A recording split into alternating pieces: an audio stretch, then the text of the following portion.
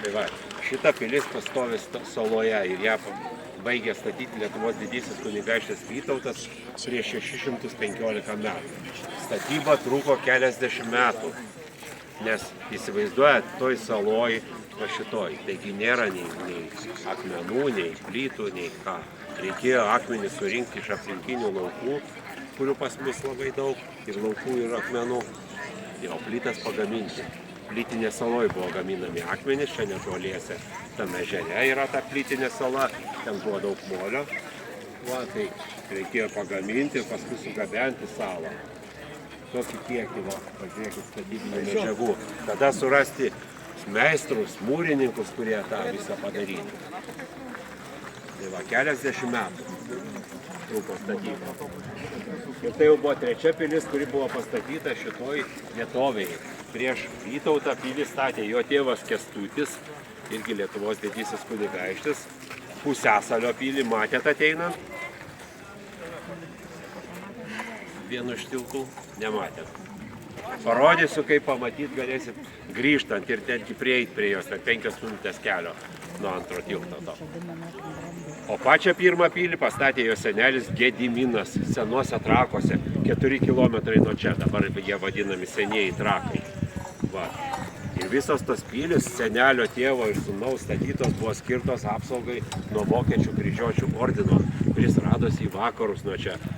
Dabartinės Lenkijos šiaurėje buvo jų rezidencija, tuo metu vadinosi Marienburgas, dabar vadinasi Malborkas ta vietovė. Bet jau už Nemuno buvo ordino žemės, o Nemunas nuo čia į mus į vakarus važiuojant nepilna 100 kilometrų. 100 kilometrų tais laikais buvo 3 dienos kelio armijai. Armija nueidavo 30 kilometrų į dieną. Su visais žirgais, nes reikėjo gabentis pašarus, maistą ir taip toliau. Ginklus. Va, tai 3 dienos kelio nuo sienos, sakysime taip, nuo Birštono ir Prienų. Tai netoli palyginus. Bet kai baigė statyti pilį, pasirodė, kad ordinas yra jau nusilpęs. Ir jo armija iki Vilniaus, iki Trakų niekada nedažygiavo jau. Po to, kai Vytautas pastatė šitą pilį. Ir tarnavo kaip rezidencija tada didžiajam kunigaikščiui. Didysis kunigaikštis gyveno rūmuose su šeima. Čia gyveno jo svečiai, kurie atvykdavo į pilį. Jie rūmai pastatyti buvo pirmiausiai, paskui pastatytos kareivinės. Mes čia vadinam dabar kazamatais. Antram aukšte kareiviai gyveno. Ten buvo laikomi jų žirgai už tų grotučių. O jos apsauginiuose bokštuose buvo pastatytos patrankos. Nukreiptas į visas puses. Ir viso pilį. Tai po Vytauto mirties iš didžiųjų kunigaikščių čia niekas negyveno. Centras persikėlė iš pradžių į Vilnių, paskui Krokuvą, Varšuvą. Ir pilis apnyko šiek tiek. O ją sugriovė Maskvos caro kariuomenė. Prieš 350 metų tai įvyko. Maskva 1000 kilometrų nuo čia. Į rytus.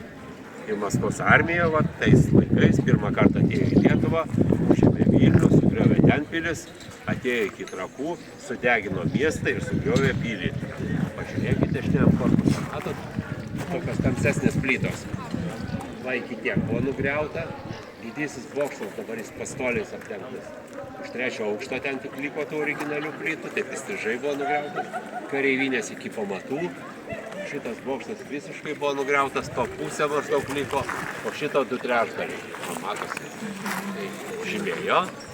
Ir tokioj būklėje pilis buvo keliais metrais aukščiau.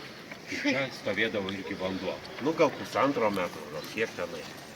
Bet tas vanduo buvo skirtas tam, kad priešas, jeigu atsidurtų anam kieme, jis naktį nepasikastų tunelių. Suprantat? Tai kam tai mažai čia? Kaip galvoju?